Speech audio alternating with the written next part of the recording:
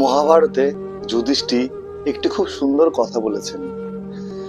মরতে আমাদের সবাইকে একদিন একদিন হবেই, কিন্তু মরতে আমরা কেউ চাই না।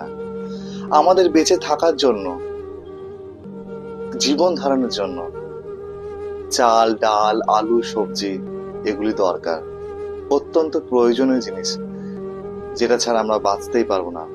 অথচ আমরা সবাই ডাক্তার, ইঞ্জিনিয়ার, ব্যারিস্টার হতে চাই, কেউ চাষবাস করতে চাই না।